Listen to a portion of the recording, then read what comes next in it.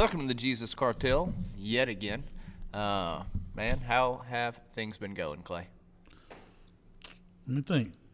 It's good. Things are good. Yeah. We got a nice breeze outside. Woke up this morning and, it was nice breeze outside. I did get a disturbing text from my son this morning regarding the breeze. He texts me and says, let's see how he said it. We need to check the heater in my truck. Oh, boy. My air conditioner doesn't seem to be blowing hot. Oh, boy. Oh, boy. Yeah. Oh, boy. So first off, it was 70 degrees this morning. We didn't need a heater. Oh, no. You need a heater. Yeah. The second thing is he says air conditioner isn't blowing hot, and that's a bad thing. Yeah. Yeah.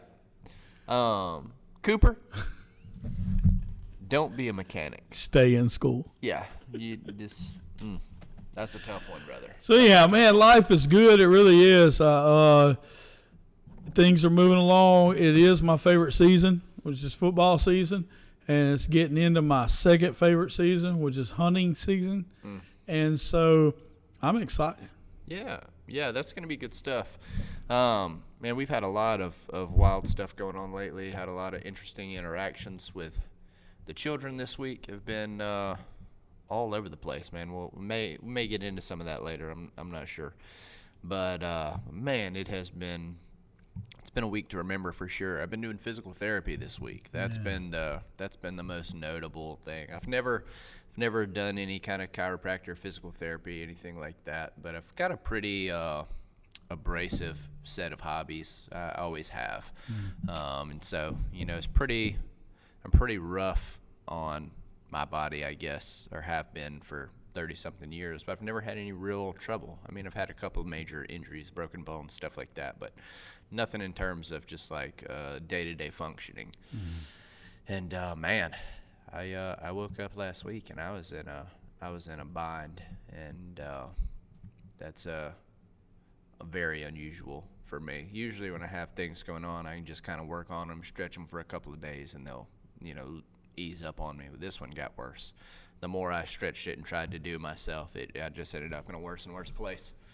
But So do you want to tell everybody what was hurting on you and what kind of bind you were in, or do you want everybody just to assume that they know? Oh, it doesn't really matter to me. Yeah. Do you think I should tell them? Well, after last week's episode, a lot of people have a lot of assumptions about different things, so we can let them assume, or you can tell them. Yeah.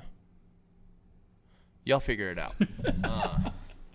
So I've been going and seeing Brian and up there at GoFit Physical Therapy, and he's done a wonderful job. He has secretly attacked me a few times there, and it got worse before it got better, and he told me that it would. He was like, the way to fix what you're dealing with is aggressive. It's an aggressive type of treatment, and so we went through a couple of those little deals over a few days, and man, I was really hurting after all that was done. But like you said, he had warned me that was going to be the case. But when I woke up the next morning, the night I felt the worst, the next morning is the morning I felt the best. And so that was a pleasant change of pace that I did not expect. And so, shout out to Brian and all the people out and there. It just so happens that GoFit is now our second platinum sponsor in so many weeks. That's right. Yeah. That's right. So we'd like to thank GoFit Physical Therapy and GoFit Gym and Fitness and Brian and April Enlow for their sponsorship of Jesus Cartel. Thank you. Yeah, and so, he does a phenomenal job up there. It's the first time I've ever had any personal experience with anything like that. But, especially, dealing with Brian, I've always heard, he does a good job. But, man, I'm doing a ton better. I'm still not quite 100%, but I could fight somebody if I needed to. Wouldn't enjoy it, but I could do it. Where last week, there'd have been no way I could have been robbed by a child with a water pistol. Yeah. It was a real Last problem. week we had to rely on our Glock. Yeah. This week you could have fun. This week you could have fun. Yeah, it was rough. But, man, doing a lot better. Amen. You mentioned our platinum sponsor, GoFit Physical Therapy. We had a request for sponsorship, which I've declined. Okay. I want to make that Because we do clear. got to approve them. Yeah, oh yeah, and they are throwing all kinds of crazy money our way, but I just said, and I didn't talk to you, and I apologize for that, fine. but I felt like this was a given. We got a call from Long John Silver's, Really? and they were throwing all kinds of money, saying we want your podcast to be the official podcast of Long John, and I said no way. There's a 0% chance. In Louisiana, that's difficult. I will have no part in supporting Long John Silver's. Fast food is not good in general. I understand the necessity. I say necessity is really never a necessity. I understand how we can convince ourselves there's a necessity sometimes. I do it too. I'm not throwing a rock at anybody. I do it too sometimes. But there is never an excuse for fast food fish. Like you're better than that. Yeah. Expect If we lived more. in Vermont or something like that, or Delaware, maybe those- we'd let them be our sponsor. What country is that? But down here in the South, we just don't need all that. That's not the U.S. Vermont, Delaware? Yeah. That sounds saying. Canadian if I've ever heard it. We don't need them. Yeah. Can we donate those two places to Canada? We probably could. Like those states, North Dakota, South Dakota, there's just some places. Rhode Island. Yeah, I'd not even notice if they were gone, so something to Yeah, your consider. map would so just curve a little bit more, I'm okay with no that. big deal. I'm not going to say that out loud. Yeah, I almost got myself in a bind. Almost did. But yeah, so no thank you, Long John Silver's. We are going to take our talents elsewhere. I apologize for not consulting you on it. No, I felt look, like I'm that good. was I'm fine with sticking with Macon Ridge drone service. Yeah. And GoFit. Those Yeah. things are great. Yeah. So. Yeah, Kyle, he's reached out trying to get Broussard Ely Farms back into the mix, but We'll see. We've gotten bigger than that since then. I think so too. Yeah. I think that's too small time. We're gonna have to have some Elys really step up if anything's gonna shift there. Yeah, I think if you had the Broussard Ely. Ooh, now No. we're having a conversation. Yeah. And then I hadn't heard anything from Boughton. Which I find unusual. I hadn't talked to him. Find unusual. I hadn't talked to him. His business stinks. Yeah. Wow. So, yeah. So, we'll People let that don't, stereotype. yeah, that's fantastic. I'm not going to tell any. Again, assume away. So hey, I got to get to know you segment question. Clay and I have had, I don't want to say we've had a disagreement because we've not reached the point of disagreement, but we have had a conversation that we have not come to an agreement about whether or not we've discussed this before. And so we're going to throw this get to know you segment question out there. Clay feels certain we've not talked about it. And it's not that I don't believe him. It's just this seems like something we would have thought of. Yeah. I think that's the part that's bothering me. It's like, how have we went almost 2 years and never talked about this? That just So seems I'll odd. tell you why Andrew's having a hard time, because he just pitched this get to know you segment question to me right before we come on there, and he asked me, have we ever done this? And I said no. And so the reason why he's having a hard time is because he's saying that he can't believe that we haven't come up with this. But the problem is he hasn't come up with it. True. He does all the get to know you segment questions, except when we have not a guest. all, yeah. And so he's feeling bad about himself because he didn't come up with one of the most obvious questions. Yeah. There you go. It's been a rough week for me, man. Yeah, It's it been a is rough what week. I missed a meeting Tuesday. Just missed it. Really? Missed it. Put it in my calendar wrong. Straight missed it. Well, I was talking to Terry Poland, and he told me that he spent all day Tuesday in his office getting things ready for the IRS, even though you do that in April. But anyhow, he was doing it 6 months late, and on Tuesday, and when he got through, been in the office all day long, which is unusual for him, got out of the office, took a shower, put his clothes on, and asked Miss Charlotte when she was ready to go to church. And she was like, tomorrow. Yeah, that's Yeah. tough. So some people are just a little too busy right now. It happens. So what's the And so, question? here's the get to know you segment question. What was your first vehicle? Tell me about your first vehicle. Yeah, so I'd like to tell you about my almost first vehicle, and then I'd like to tell you about my first vehicle. Okay. And then I'd like to tell you about my first vehicle 2.0. That's why I know we hadn't talked about this, because this is great. So I'm so old that we used to get driver's license at 15 years old. No permits or anything like that. I went to driving school while I was at school. So instead of PE class, we did driver's ed with Coach J.W. Mercer. And you sat in this side, he sat in this side, and if you did something wrong, he hit you upside the head. If you were about to kill somebody, he used his brake in the car. And that's the way we did driver's ed. And so you did driver's ed at 14 years old. And then the day you turned 15, you just went and got a license. Yeah. I mean, it wasn't a big deal. You drove at school, and then you went and got a license, and it wasn't a big deal. So right before my 15th birthday, my parents had told me, my daddy was working at White Ford at the time, and he told me that he was going to get me a green plaid station wagon.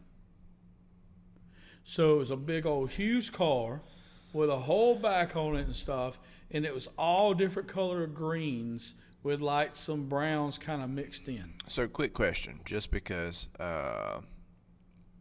I've seen the Flintstones, but I didn't live it, right? And so I need to ask a couple of questions for context.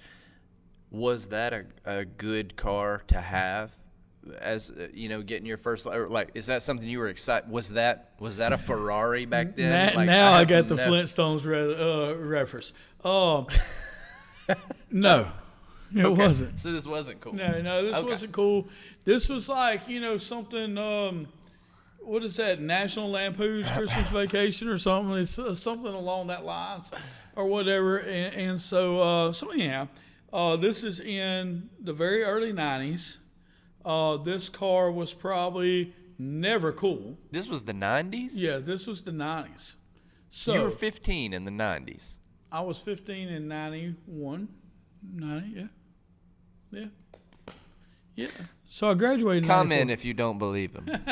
I graduated in 94. Dude, I thought you graduated in the late 70s or 80s. This is probably like 91. Anyhow, if you ever had somebody try to derail your moment and you just stay focused, and so that's what I'm doing right now. So anyhow, he's telling me about this green plaid station wagon, and I don't believe him. Oh dang, you think it's a joke? So I think it's a joke. Oh man. So either the day or the 2 days before my birthday, because back then, if you were cool and I was cool, you got checked out of school on your 15th birthday, and you got a vehicle, and you never rode with your parents again at 15. Okay. And that's the way it worked. So I knew, you can't get it the day after your birthday. You got to get it that day. So 2 days before, so anyhow, he's telling me like a week in advance, hey, I found you a car. This is a green plaid station wagon. It's at the Ford place, yada, yada, yada. And I didn't believe him. And it was either a day or two before lightning struck. It was an act of God. And it physically struck this car, this green plaid station wagon, and blew it into smithereens. No way. Oh, yeah. This is a true story? True story. So I'm able to see that car. So now we had to scramble. Can I pause you for 1 second? Yes. At this moment, I'd like to confess that we have definitely never talked about I this. told you. I would definitely have remembered the lightning strike. So anyhow, I ended up, this is like in 91, 92, somewhere up in there. I ended up getting a 1986 Ford Tempo. It was a blue Ford Tempo, two-door car, and it was perfect. It was exactly, it was 5 or 6 years old. It wasn't outstanding. It was great for me. It was something we could afford. We didn't have to pay a note for it. I think it was like $2,500 or $2,000 or something like that, and I had my first car. Several months later, I was at a church function on a Sunday night, and I was driving back on a gravel road. I had Ryan McElmore and my sister with me. We were driving on a gravel road going like 15 miles an hour, and all of a sudden the road turns to the left, and I didn't know. I'd never been on the road, and so I went straight, and we slowly flipped into a ditch. We just rolled into the ditch. So we're upside down. Were you wearing a seatbelt? Yes, actually was. And so we're upside down in the ditch, and the reason I know we had seatbelts on is because in just a minute, I start feeling liquid and stuff. So You had urinated yourself. No, so I'm thinking, logically, after all the movies we watched, that this is gas coming in the car. Oh, snap. So we're trying to, get everything out. My sister, my back seat come off of my car and hit her in the head and stuff. And we're trying to get seatbelts off and windows roll down, because back then you didn't push a button for a window. You had to roll it down. And we're trying to get out of this car before it blows up, because we had a lightning strike 2 days before. 2 days before I got a car. Now we're 6 months down the road, and this car is fixing to blow up. Because gas is the only logical liquid in a ditch. Yeah, y'all are dead. Yeah. And so we get out of the car real quick and we run, and then we remember that we're in a ditch and there's water. Yeah. And that's the liquid, and everything's gonna be okay. We're a ditch full of gas. Yeah. So the next day, the guys from the Ford place come, and they take my car and take a chain to it and drag it out of the ditch onto the road. And then about 3 of them just push it over, from being on the top to being on the bottom. Yeah. And then my parents are like, so there's your car. And we didn't fix anything. So it was a 2-door car. What could possibly need to be fixed? Right. So here's my first car 2.0. So now it's a 2-door car, and the door on the passenger seat doesn't have a door handle on the inside anymore because it's broke. And the only way you can open it from the outside is to take the handle with this hand and bump it with your hip, and it would open up the door. Actually, you do it this side, and you bump it with the door, and that's the only way to open it. So when I had females ride with me and stuff, I would tell them when we got somewhere, I was like, hey, hold on, let me go open the door for you. And I would run around and open the door. They didn't know. So you're not, in fact, a gentleman. No, I learned how to be a gentleman because of this. God uses mysterious ways to teach us how to do these things. So I'd run to the side and I'd bump it with my hip and open the door for them. And they thought that I was just being Rico Suave or something, And so... I don't know that there's a cool way to ram your hip into the side of a car before a door. You know what I mean? See, and I understand you wouldn't know that. Yeah. But I invented it. Before long, everybody's doing it, and they don't even need to. I'd like to see you do this on your current car, just so I can have a mental picture of what we were dealing with. I don't have an issue with it. So there's my almost car, and my car 2.0. Wow. Now, just remember, I win because I was right. We've never discussed this before. That's true. I would like to guess yours. You should know. Oh, really? So it was the same vehicle I knew when you had it? There you go. And that's what I was going to guess. Yep. Was a version of that. Yeah. Yep. Yeah, a smaller truck is what I was going to guess. Yep. So I had a 99 Chevy Silverado Z71 with the third door, and it was like a candy red, I'm told. I'm colorblind, and so we called my truck Old Blue. There's just kind of a shout out to my deficiencies in life. And that was my pawpaw's truck that he took back and forth to the camp. And so had a big sticker of a deer on the back tailgate. It was a nice deer. And so people used to always ask me, oh, you're a big hunter? No, I mean, not really. Like, I hunt, but not like a man who has a giant deer sticker on his tailgate. And so that was always tough to overcome. But yeah, man, I had that truck for a really long time. Ended up giving that truck away when we got a new vehicle, and man, I don't have any wild stories, anything happening in that truck. So no wild stories, but yet you had a red truck called Old Blue, and you're not a deer hunter, and you had a big old huge rack on the back of your truck. Yeah. But it's not that's not. Didn't you hit a deer with that truck? Mm-mm. No, that was a Tacoma. That was Courtney's truck. I got you. Yeah, we had gotten rid of my truck so that I could get Courtney a car because she was driving back and forth to Fort Necessity every day from French Turn in Crowville. And you can imagine what the gas mileage situation was driving that far every day teaching.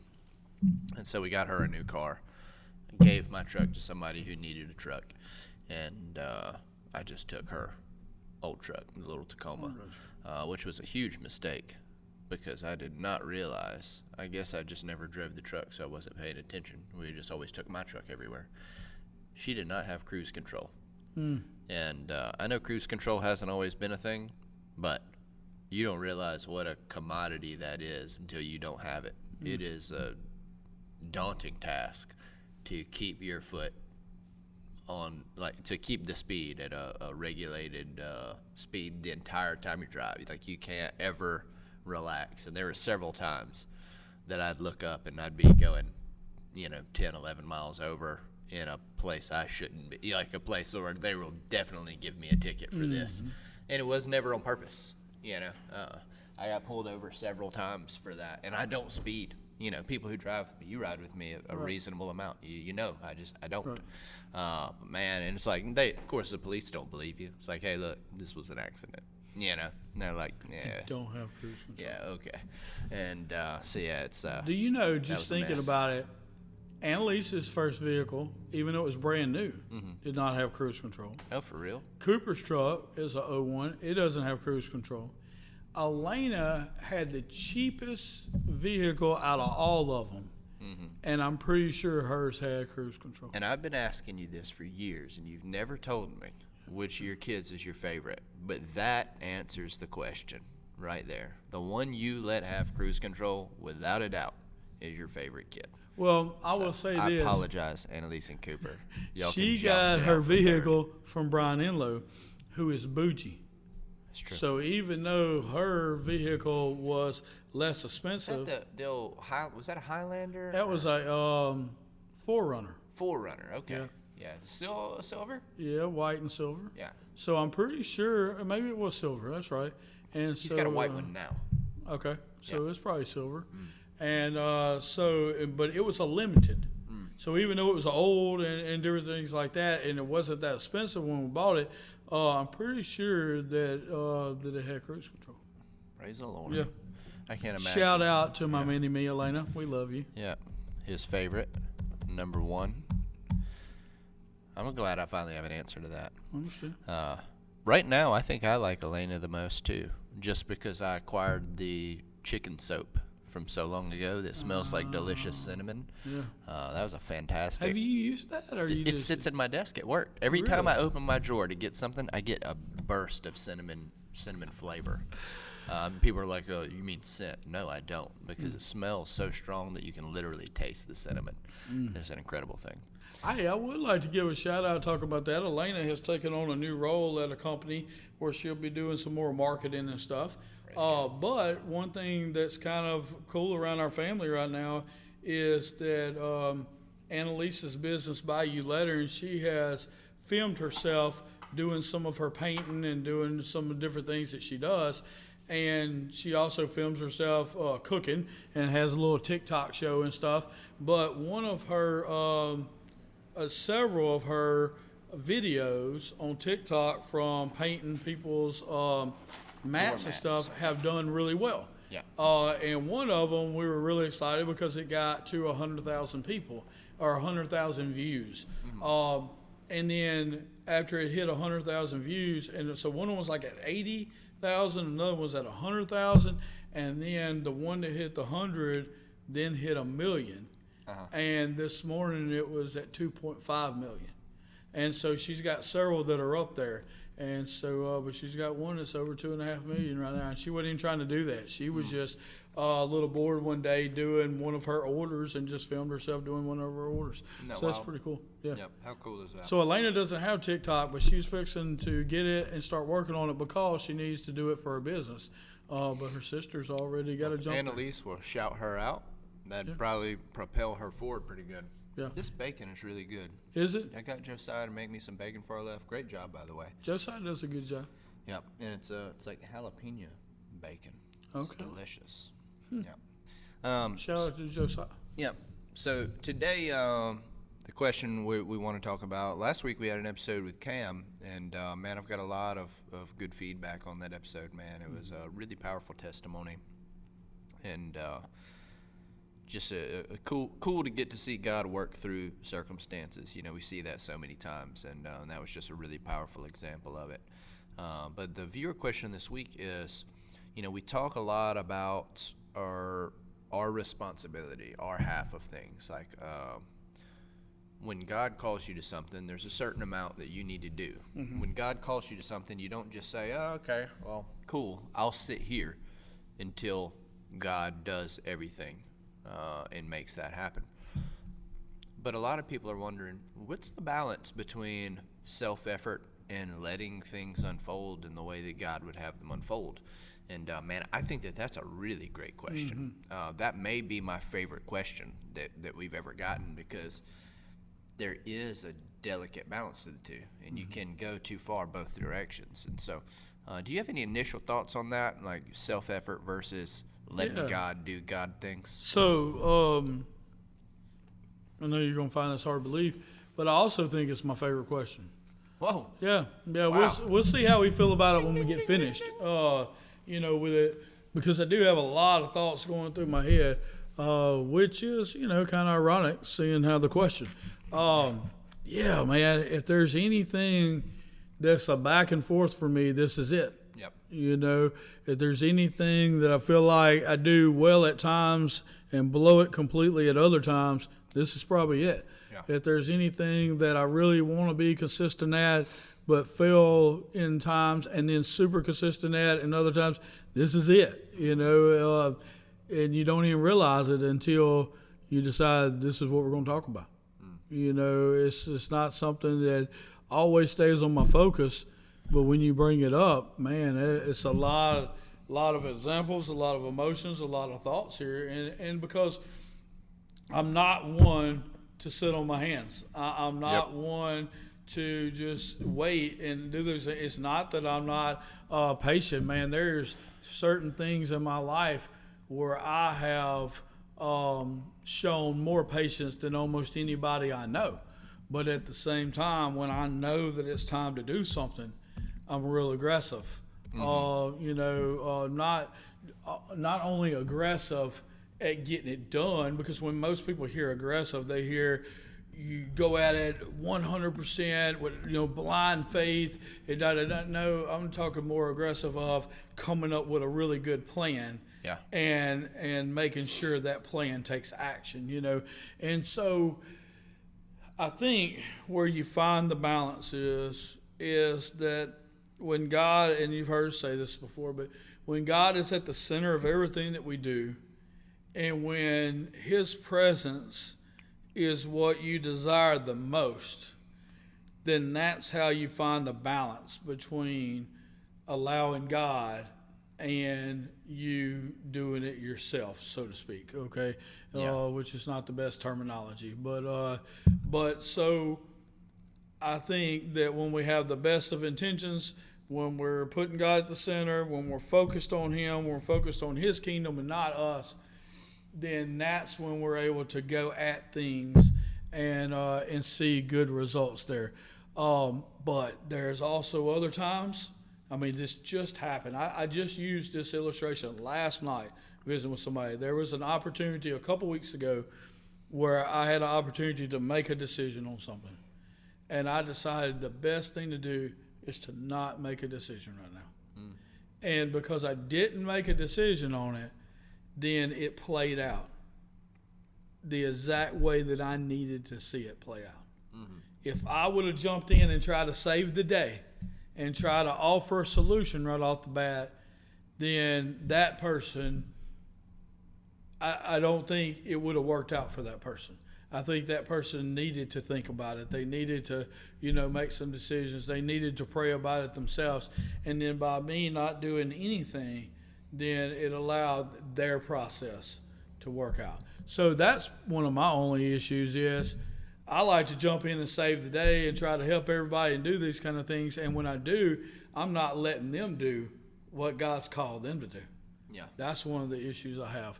But as far as your initial question, as far as sitting back and letting God do stuff versus us, being aggressive and doing those things, that is unique in every situation. We definitely want God to rule and reign, and we know that his ways are higher than our ways, but we also know that he lives inside of us and that he flows out of us. What's some initial thoughts that you have? Well, I can tell you this. It says in the Word, it says that the Word is a lamp unto my feet. Yeah. And so that's a lot of the way that I like to think about the Word being a lamp unto my feet. And let's get way too specific about the Word being a lamp, right? And I don't know that this is this level of depth was necessarily what it was intended in the Word, but this is one of the things that it's always spoken to me about it. Is a lamp only shows you a few steps ahead of you. Right? You have vision, but you have limited vision. Right? If the Word is a lamp unto your feet, you're going to have to walk with God through the whole process. A lot of times people receive a word from the Lord, and then they're like, all right, I got it all figured out from here. And so they'll seek the Lord for initial direction, but once they get direction, that's the end of them conversing with the Lord about it. They're not asking for continued guidance through the process. And so I think that's where a lot of people get it wrong. I think a lot of people look for that initial direction, and they're like, all right, this is what God wants me to do. And then they go rent the nearest bulldozer, and they plow down everything in their path between them and that end goal. And in my experience, the things that I've done wrong in life and in ministry it all came from the same thing. It came from me having good intentions and a good end in sight, and me trying to force those things to happen. It was never ill-intentioned. It was, I believe this is what the Lord has for me. These things seem to be in the way of that. And so, by force or whatever means necessary, I'm going to remove them. Those always ended me up in places I didn't want to be. Or they destroyed some things that I really needed to remain intact. And so now I've gotten to the end place, but I've lost some relationships that were more important than the end place. And now the end place doesn't mean as much because of what it costs me to get to this end place.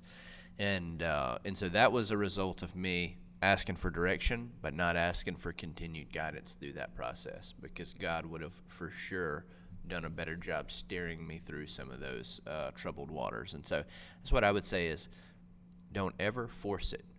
Do everything you can do until you hit that resistance. Once you hit that resistance, what's happened is you've walked further than the lamp has revealed for you to walk. Don't just keep walking in the dark. Get the lamp. You know what I mean? Take the lamp with you.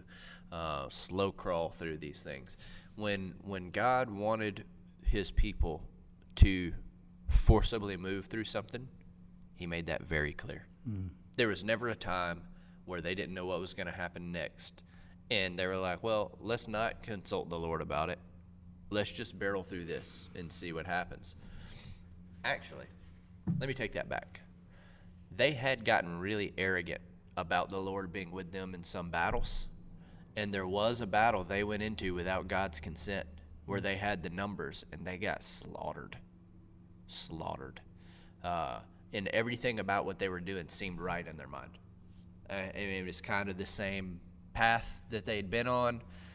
It was the same kind of circumstance they had to overcome. This one, they just seemed to have a pretty big advantage. They didn't feel like they needed the Lord. This one seemed pretty obvious to them. So they just disregarded the Lord, went without him, and got absolutely just wrecked. That's what happens to us when we walk into things without the Lord. It doesn't matter if it seems like you got the numbers to make it work. It doesn't mean that's the way that he wants to go about it. You need to continue to seek him. And so for me, short answer would be, that's the line. Like, at what point in the process are you, and has the Lord been with you in this next step? Or did you just decide that this is the next logical step based on how far you've come? Because the minute that we start using our logic to decide what God wants us to do, we've probably gotten sideways. You know, there is some human wisdom God obviously wants us to use that we don't have to consult him about. When I come up to red lights, I always stop. Why? Because I'm not an idiot. You know, there's some levels to the human wisdom that God, I don't need to pray every time I come up to a red light, Lord, should I stop at this one or do I blow by it? Yeah, that's not what I'm talking about. But when it comes to the purpose of the grand scale purposes of God, he's meant to be through that process from beginning to end. And I think that we lose sight of him a lot of times in the middle. We're great to ask for the start, and we're great to thank him when we get there. We do a really terrible job a lot of times in the middle. So I want to use that same idea there about the lamp and, you know, go a little bit different direction. But, you know, so like you said, you get a vision from God and you start walking in that vision. And, you know, and even if you just keep walking in that direction, and then at some point, you know, you might hit a wall or you get out of the wheel, you know, or whatever. But I think so many times we do what God tells us to do in obedience, and we think it's for this reason. Then when we act in obedience and do it, we realize, yeah, it might have been for that reason, but it was also for this, and this reason too. Yeah. And so at that point, we have to shift a little bit. But it never really is a shift in God. It's a shift in us. Sure. Because he showed us a way that we could understand for us to be obedient and do it. But then when we get there, we realize, meaning, how many of you have ever done anything that God told you to do and you got different results than what you thought you were going to get, but then you realize all along, that's why he told me to do this. Yeah. So the plan was the same all along. Mm-hmm. You just got different results than what you thought because God's ways are higher than our ways, and he used you to be able to do it this way, you know. And so I think that's really cool. So just like Andrew's talking about, obedience is the big deal. Just being obedient to God and being obedient to God and not trying to figure it all out.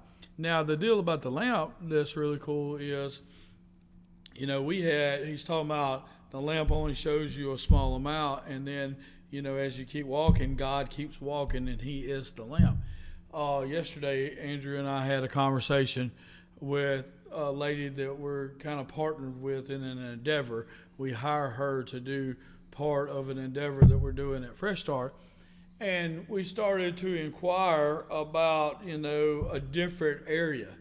And she asked, you know, hey, look, I'll help you with that. It's not a problem. I think you're right. She said, but what has made you change your mind from where we started initially and what you're looking at now? And our answer was, nothing's changed our mind. Yeah. We acted in the part that we knew about for sure that we're supposed to do first. Mm-hmm. And God, as the lamp, is with us on that. Now, as we're moving into that, God is the lamp, and he's showing us these additional things. We think it would have been way out of place if we would have tried to do those things at the beginning. Yes. Because God, as we know in our physical, we know those things are there. But in our spiritual, God showed us this first. And then now he's showing us this. And so it's not that we were ever wrong. It's that God was showing us the order. And you've heard us say this on Jesus Cartel, and you're going to hear us continue to say this. More important than God's plan is God's timing. Getting things in the right time. If you don't believe that, I will prove it to you. Really simple, but not today. So we want to make sure that as he is the lamp, that we're walking and he's shining light. And so now he's shining light, obviously, to Andrew and I in this area. And it's very obvious now that that's the next step, you know.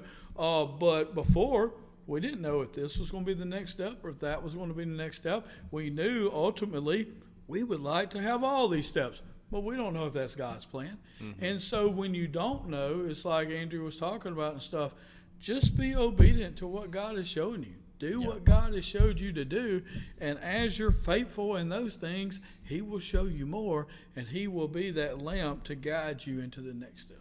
That's right. And because I'm gonna be honest, when this became the question, that situation you're talking about was the first thing that came to my mind as well. Okay. The thing about it is there was a lot of pressure for us to move ahead of God's schedule. Right. It wasn't negative pressure. They were trying to be helpful. Yeah. But it was a lot of pressure for us to move ahead of God's schedule, and we just were adamantly saying no. And they were explaining, hey, these are the benefits to doing that. Like, you just don't understand the benefit. And we're like, no, we understand. Yeah. We just don't want to do it. Right. This is what God's told us to do right now. We're going to do that. We're going to get excellent at this, and then we'll see what happens next. Yeah. And so there is very much outside of our situation. In every situation, there's always a societal pressure to move faster than God wants you to move. And there's always a good reason. Mm-hmm. There's always a good reason. Go at God's speed. Yeah. A lot of times people say Godspeed, and I think everyone assumes that that's fast. It's not. It's not. Godspeed is Godspeed. Sometimes it's really quick. Sometimes it's very patient. And so if I say Godspeed to you, just understand I'm not telling you to move quickly. I'm telling you to move at the pace that He's moving. Don't get ahead of Him. Don't get behind Him. And you will benefit immensely from that. I've experienced it time and time again. And if you don't mind, I want to interject right here real quick, just because it's real valuable what we're talking about. Is this morning I talked to a buddy of mine, and he was telling me how busy he is. And I asked him, I said, so what y'all got going on today? Well, he starts telling me some things that he's got going on today that I know isn't exactly his line of work. Yeah. It's close, but it's not. And I'm like, who you doing that for? And because I'm just that kind of guy, and he's like, well, I'm doing it, he was doing it to help his son out. And I said, okay. Well, why does he need that help? And basically his son has gotten too big too quick in his business. And because of that, he doesn't have enough trained employees. He can go hire more people, but it won't help none. Yeah. And so his dad's having to stop what he's doing to come help him. Yeah.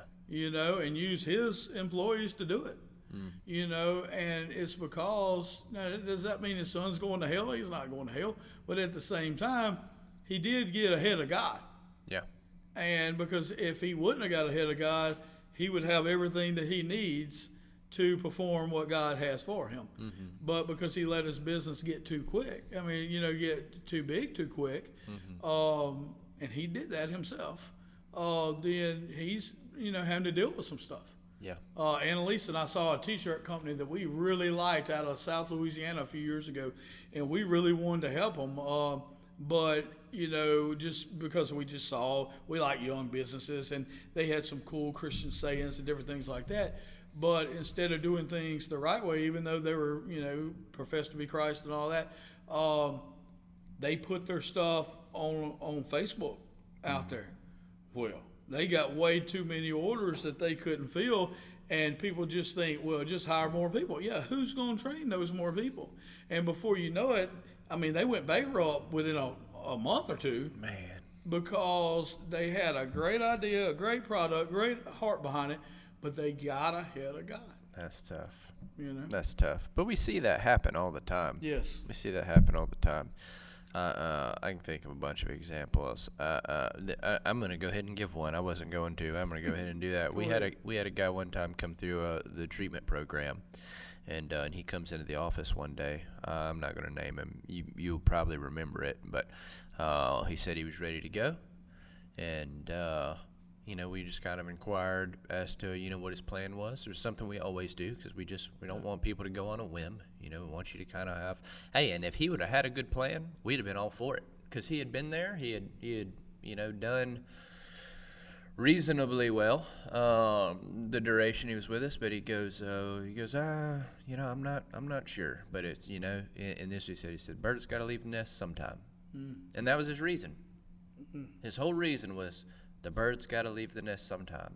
And I just looked at him and said, that's not a plan.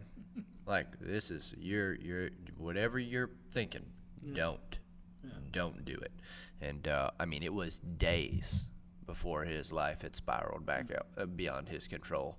And I'm not saying that to make fun of him. I hate I hate it every time it happens. Right. There's never a time where somebody tries to do something that's outside of God's will that they do it anyways, and then it goes poorly. And I'm like, see? Yeah. Like, I'm not excited about that. Yeah. I'm not excited about it. I'm not excited that I'm even having to talk to you about it. Like, I don't want to have to tell you not to do. I want you to be in tune with God where I don't have to tell you not to do that. But it doesn't always happen that way. But most of the time, it's not that they did anything that the world would see as wrong. It's the world that was putting pressure on them. Yeah. To say, hey, dude, you're still there?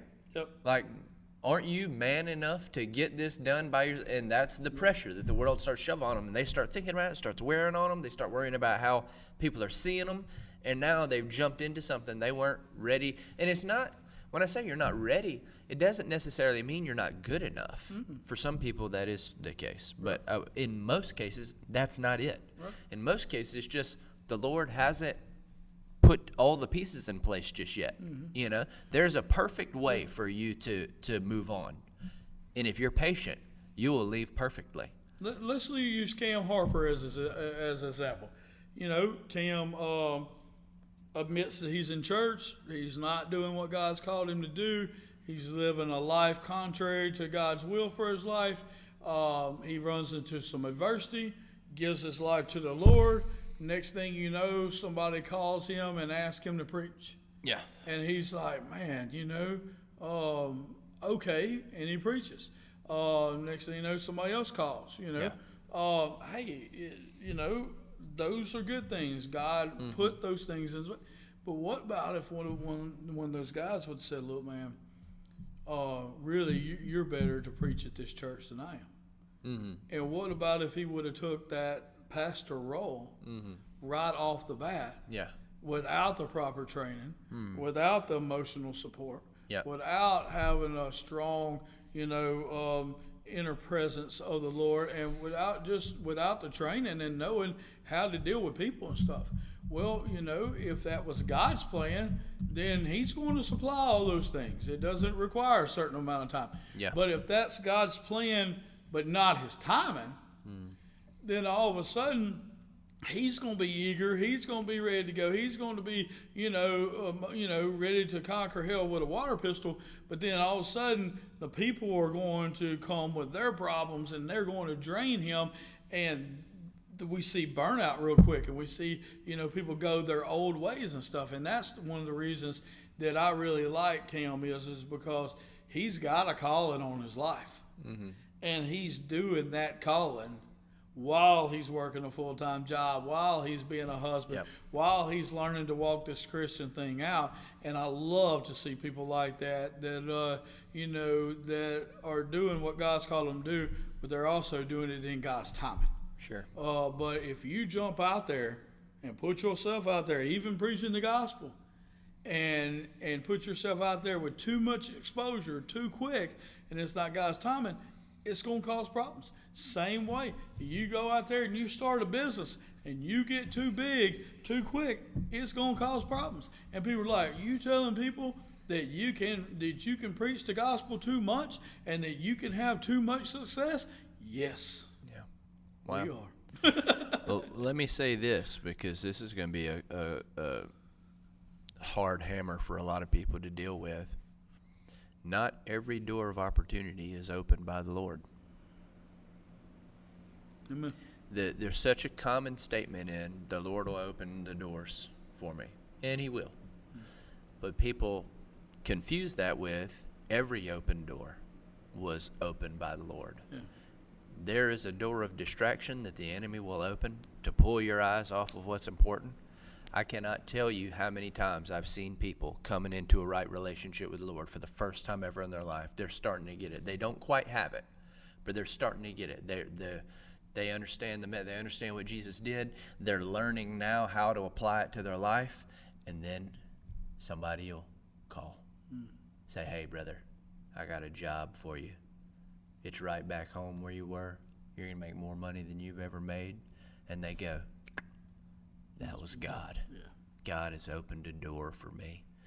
And, hey, sometimes that happens. Yeah. I'm just telling you, not every time. Right. Not every time. And you got to really be in tune with the Lord to decipher whether or not a good opportunity is a God opportunity. Because they aren't all. And that was hard for me. I told a guy years ago, he actually, a faithful listener to this podcast, Mr. Stephen Richard, and he brought this word back up to me when I went to visit him last week. I think it was last week. I don't know. Time runs together for me now. But he's got some different situations going on in his life. He's having to make some decisions. And he goes, you told me years ago never to make those decisions based on finances. Mm. And I was like, that's some good advice. Mm-hmm. That's some good advice. But you know how I arrived there? By making decisions exclusively based on finances for a while. And it's like not every opportunity was presented by the Lord. Some of those pulled me away from places that I needed to be. And I mean, heck, dude, and here's the deal.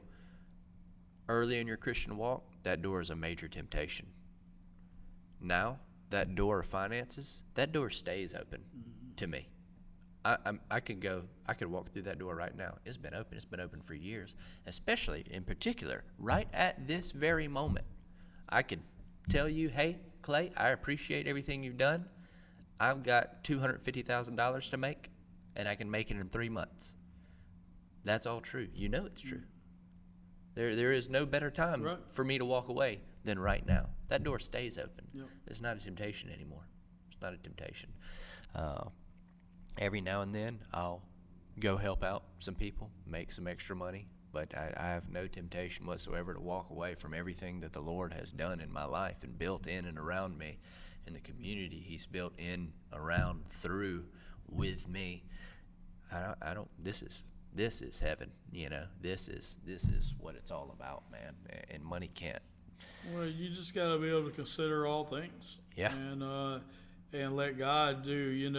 And I might have said this on this podcast before, but I did a few years ago start jotting down some goals at the end of each year for the next year, and not only put a goal, but how to reach the goal. Mm. But when it come to my my rental investment business and my real estate business, I just put be led by the Holy Spirit in everything that we do. Mm. Because if I put on there that I would like to acquire a certain amount of houses in a year, then I would go looking for houses too hard and end up buying some of the wrong houses. Yep. But if I just say, hey, look, we're just going to be led by the Holy Spirit, which is what we've done. We haven't bought a bad house yet. Mm. But if I get too aggressive with it and say, hey, this is our goal is 3.5 houses a year for 7 years. Man, how many bad ones are you going to buy? But if my goal is to be able to buy 50% of all good deals that come my way, then, hey, I can deal with that. Yeah. Or just be led by the Spirit on everything that we do. So, I have a goal of how many books I'm going to read by topic, how many Christian books I'm going to read, how many finance type books I'm going to read in a year. Those are goals. I'm going to hit those goals and hopefully exceed those goals. As far as in the gym and different things, hey, make these goals, we're going to hit them and stuff. But there's certain things in life where you just want to be not only led, because I know you can be led by the Holy Spirit when you set those goals. I'm not saying that because I love preparedness. But there's certain things in life where you need to be flexible enough to listen to God. Yeah. And you also don't need to be so goal-oriented that you take those phone calls like you're talking about as being from God when they're not from God. That's right. Yeah. Now, we've gone back to the beginning of this conversation where we acknowledge God in the beginning and lose Him in the middle. It's the same principle. And, the simple fact of the matter, I love what you said. You said consider all things. Yeah. All right? So you got an opportunity to make $100,000 if you leave. All right? You stay here, you make 30. That's a gap, brother. That is a financial gap, Been there, done that. right? What price do you put on peace? Right. Genuine question. You don't have to answer. But I'm saying, consider it. What price do you put on peace? What price do you put? What is the value of peace to you? Is it 10,000 now? 20, 50, Yeah. 5? What is it? What is the value? What price do you put on being able to come home to your family every day? What price do you put on being a present father? Right. What price do you put on that? Well, let's look at the other side. Let's say that you aren't making the money that you need to make, but you are very comfortable in your routine and stuff. But you aren't at peace in all areas because you feel the pressure of your bills and stuff. Hey, at that point, you may need to take a second job. Yeah. To where you keep your first job, but you find a side business that you're able to do at your own pace and when you need it and be able to do those things. And then now you have the peace. Yeah. So now you have the best of both worlds. You have everything that you had before, but the one area that you were lacking in, now you've gained. Yeah. And you've gained at your own control. Annalise was like that. She had her job, but if she needed a new laptop and it was $2,000 and she didn't have $2,000, she would go do enough side business in her side business to pay for the laptop, and then she'd shut her side business back down again and go back to what she was doing. And then when something else come up that she needed, she would open the door for that $300 or whatever, and for a little vacation or something, and then close it back. And so that is being really in tune with what God's called you to do. It takes a lot of discipline to be able to shut something like that down. It does, because if you, like in your scenario, if you leave your job, then you didn't just leave the $30,000 a year job. You lost everything, left everything that you know to go do everything that you don't know. Yeah. So so it isn't always this or that, black and white, yes or no. Sometimes it's stay here, but let's open up another avenue for a period of time. I tell you, to me, and I've seen you do that lots of times, sure, where you've taken on several secondary roles for short periods of time to accomplish the goal that God was showing you for that time, without leaving everything that you know and blowing it up and moving over here. Yeah. It's for me, relationships are the most valuable thing that exists to me. I have the relationships with my family at home, my wife, my children, immensely important to me. Things that compromise that, they don't last long. As soon as I realize that something has compromised that even a little bit, I immediately start trying to matter of fact, I'm doing it right now. There are some things I'm trying to maneuver and figure out how I'm going to maneuver so that I can be more present than I currently am. Doesn't mean I'm not present, but there's an amount of present I'd like to be. Yeah. And I feel like I'm less than that right now. And so I'm trying to figure out how I'm going to move some things around. And I know exactly how it's going to happen. I've consulted the Lord on it. The Lord has revealed the path, and I know what I'm going to do. I know how it's going to be done, and it's going to be best for all parties involved, including the people who's I'm going to be cutting some time away from. It's going to be best for them too. That's how you know it's a God thing, when everyone wins. Yep. Because God is, dude, he's just like that. He just is. The other thing is, you can't put a price on working with people who love you. There's nothing like it. There's nothing like being at a place where I know that if I were ever in a jam, every single person I work with, without fail, every single one of them would give me everything they could give to help me. Everything they could give. Not, hey, here's $100. Everything they could give. They would give more than they're willing to give to try to help. That's the kind of place you want to be around. Yeah. That's where you want to spend your time. Dude, the amount of money you could make at another place where you're not valued and cared about like that, it's just Well, not that's worth the it to reason why me. you're so comfortable in your home. Oh yeah, Because that group of people is going to give you everything that they got. that's right.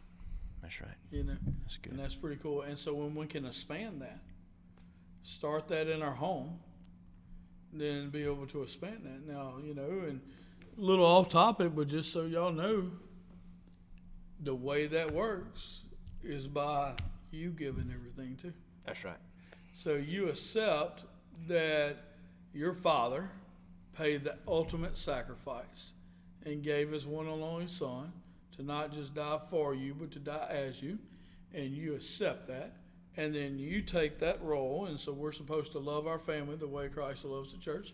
And so we take that role and we give it to our family. And as we give it to our family, then they give it to us. That's right. Then we start giving it to our coworkers, and those are around us, and those are our church, and as we do that, then we start being able to receive that too. That's good. And then we're building us our own little, you know, area of people where we're receiving God's love, we're loving them, and they're reciprocating it and loving us too. And when you can walk in that in life, that's where true peace comes in all the time. That's right. Hey, look, man, that's all I got for today. You got anything else? Oh man, it went fast. Yeah, it did. Seemed like a quick episode, but we're well into the time we like to spend. So, We love y'all. I'm good. Love you guys.